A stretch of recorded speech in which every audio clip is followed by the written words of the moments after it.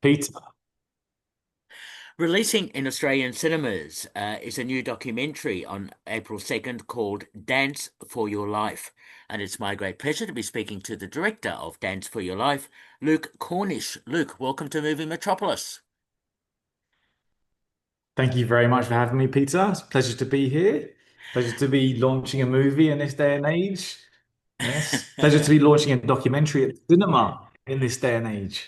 Yes, yes, but documentaries have become more popular, which I'm really pleased to see, and good to see yours. Now, this is such an intriguing documentary about a group of dancers in New South Wales at Brent Street, uh, who are competing eventually to go to London to be part of a special event, Shapehaus, and get a contract or whatever. So tell me, how did the whole thing come about for you?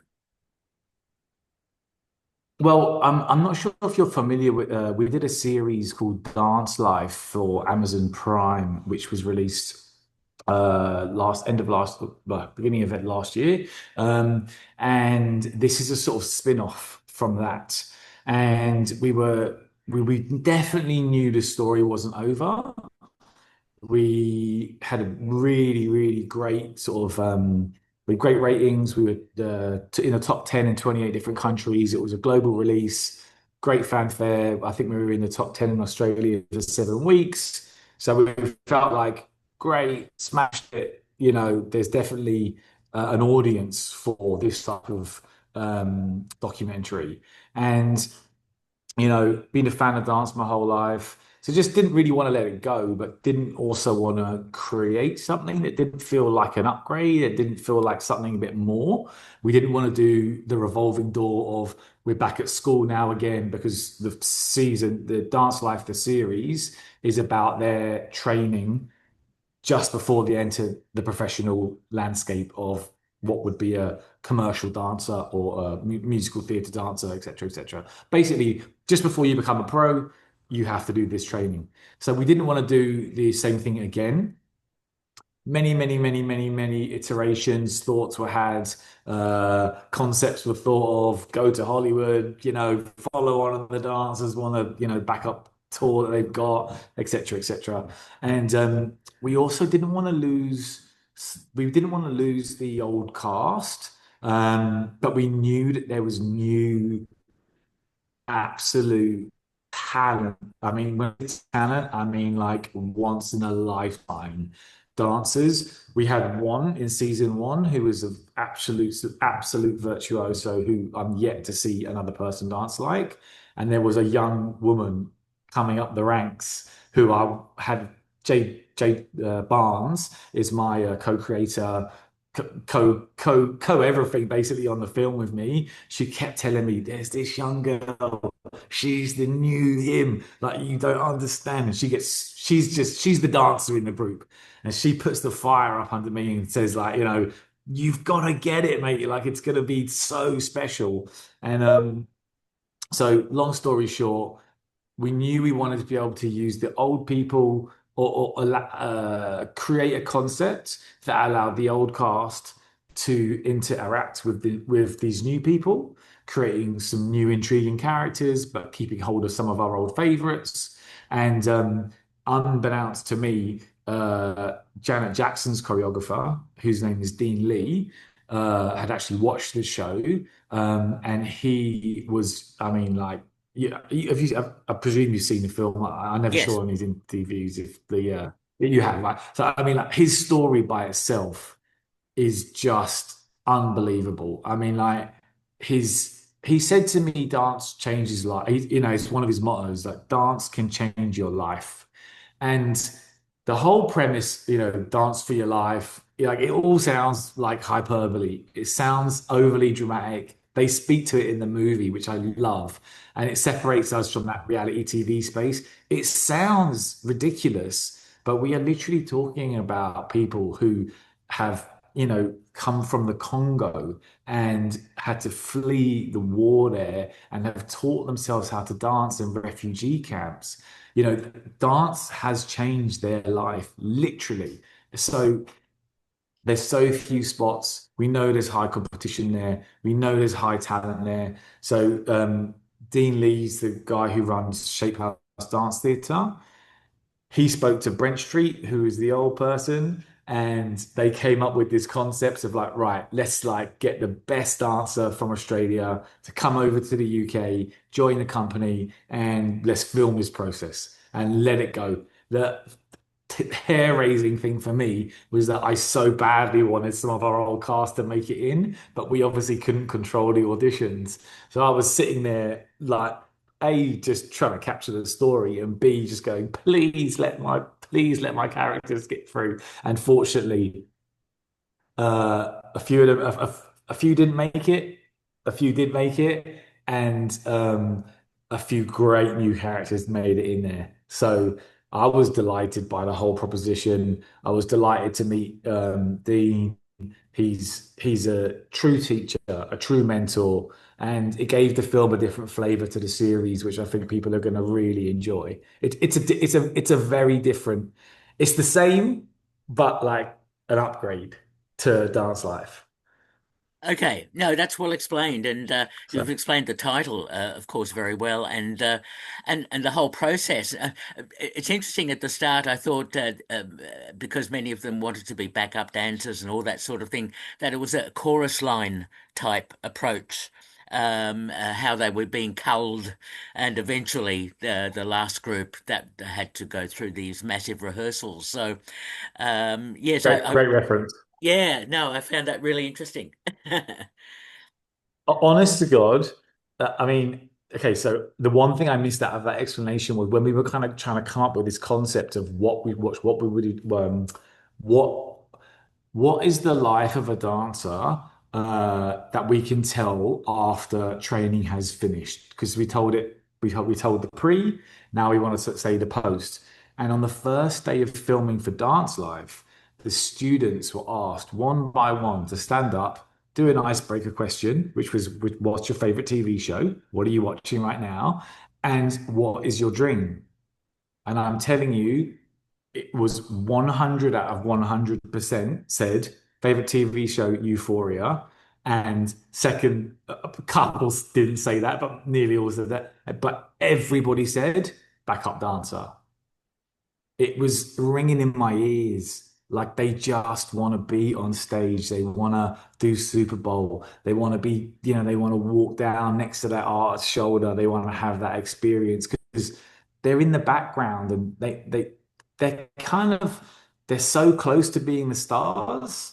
I find their role so fascinating. Like they've got the hunger and the kind of talent to be front of stage, yet they are literally in the background. So to make this film was really special for me. And if people, watch it, you'll see the ending and all that meaning is really spoken very clearly at the end. And I still, when we made it and those words were put in by Jay Barnes, my co-creator, who's a dancer herself, I cried when I watched it. It's like, I felt so, I've seen what they go through, you know? So, I mean, this incredible thing about this world to me is that some of these young people are, 18 or 22. Now they've been dancing for 18, 16 years. That's longer than I've been a director. They've already had more training and put more hours in than most of people do. Most people have an entire career in. And like I said, dance for your life, yeah, the stakes are high when you've Mm. put that much time. And I would speak to them a lot about this. Like this, whenever they would pretend that it didn't matter, because obviously everyone wants to pretend it doesn't matter because they don't want to be caught short and not get there. I would say, how could you be training for this long and it not matter? Of course it matters to you. And that's when I will get them to relax and say, just tell the truth. No one's gonna scrutinize you for saying you want to achieve, which is a lifelong goal. That is admirable. You are the most hardworking, gorgeous bunch of people. Like really, just that my job was to break that shell of being scared. Like it's such a human thing to be scared of asking for what you want and saying it out loud. Like I said, I want to be a documentary maker and I want to make prestige documentaries and I want them to mean something and I want them to have high value and I also want people to be, I want them to be watchable. I don't want them to be so art house that no one's going to see them. And to, it took me over a decade to get to the place where I had the courage just to say that. So I try and get my subjects to that place quickly enough so the audience can go on that journey with them, that we all secretly got our dreams and desires, you know, and what better thing to watch than someone chasing their dream? How interesting to hear all that. Tell me about your process of filming because you select, or there's a number of dancers interviewed and others, of course, as you mentioned, and as well as their rehearsals, getting the camera up close and personal, I suppose, and showing their routines and how they had to keep practicing. So that process must have been quite incredible for you to get all of that footage and so on, especially Oh, and especially the dancer who was injured. oh my goodness. I mean, no spoilers, but I just want to say, like, documentary. People keep asking me in interviews, when are you going to do when are you going to do your fiction? When are you going to do your drama? As if it's an upgrade to me. I'm like, never. I've reached the place I want to reach. I'm a documentarian. I'm a fan of documentary. I watch documentary by choice at home. I'm thrilled. I watch and rewatch documentaries. Like, I'm a fan. Do you know what I mean? That's first of all. And I sent an email out the day before the audition to the whole crew, and I said, you will shoot many things in your life. A lot of them will be boring. Let's be truthful. That's a career, right? That's what makes up a career. You're about to witness an unbelievable like event. This is going to be real emotion. People vomiting in the sun.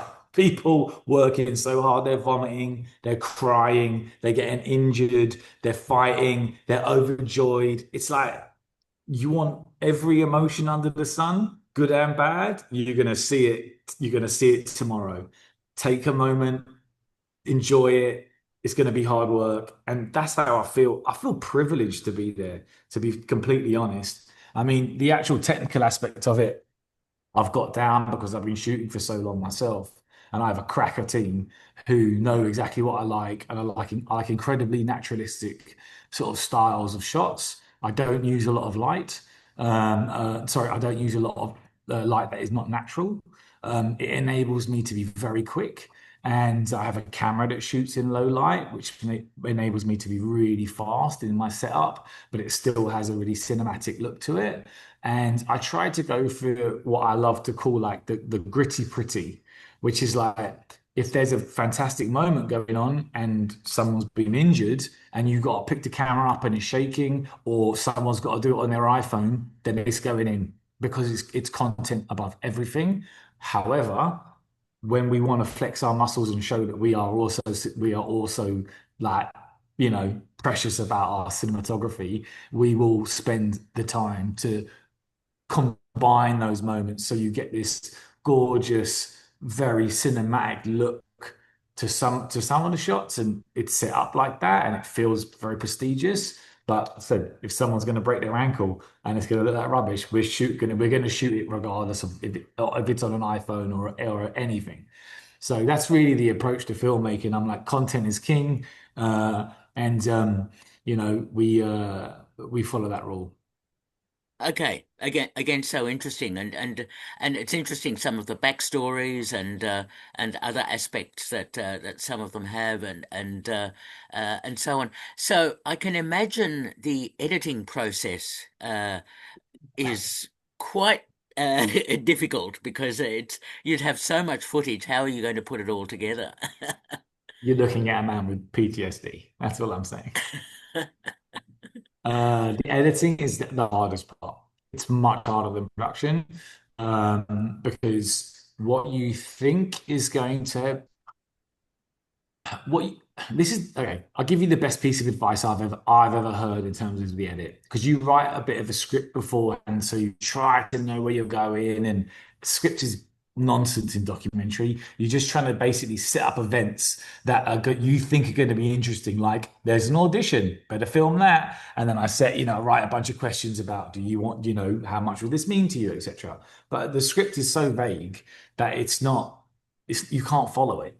So what the best piece of advice I ever got, I didn't personally get it, but I heard was from Werner Herzog, who's obviously, documentary royalty. And he said he turns up at the edit every morning and he goes, "Oh, what's this footage that I found? Let me see what this is." Even though he shot it all himself, was there on every shoot, he acts as if he reacts to the footage and it tells him the story.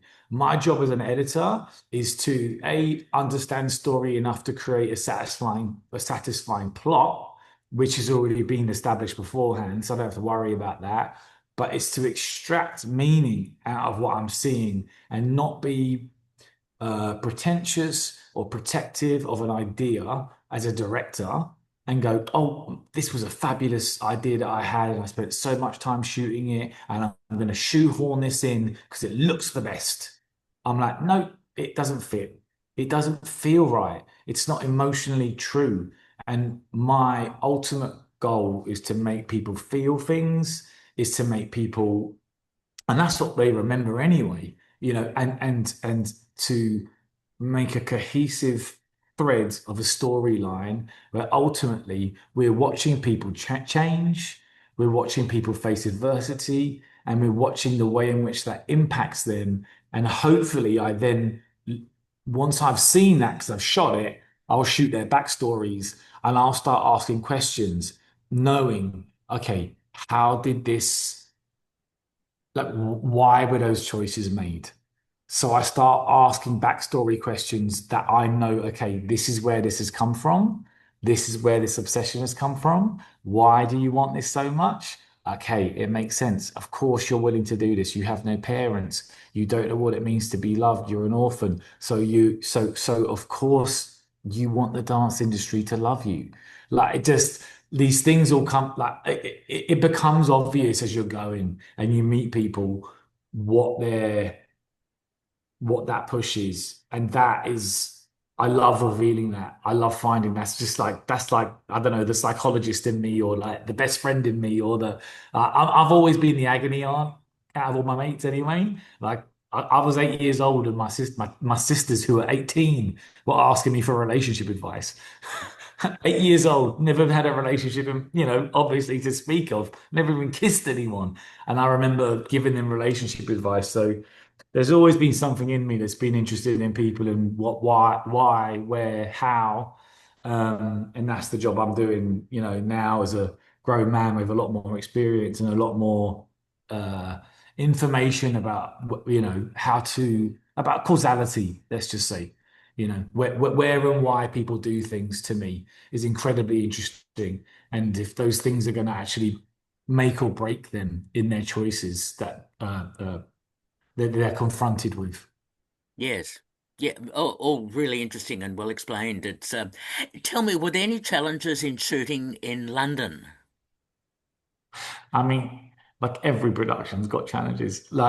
It was actually hilarious to be completely honest. We stayed in the shared house. Like all of the dancers had a shared house. Me, the DOP, Jeff Blee, Jade Barnes, the producer, we all flew over there, and we had the choice of, because you can only work so many hours in a day, and there's laws and all kinds of things. And I was like, well, I don't want to waste time traveling, but I want to see the real life. I want to see them wash their clothes and bicker over breakfast and, have that like, waiting for the bathroom and banging on the door. And I just knew all that was coming because like there's not enough space and there's too many personalities and they all want the same thing. And deep down, as they so accurately said themselves, I mean, I can't believe some of the stuff they said. It's like your best friend's your biggest rival. That's the reality, and we love each other.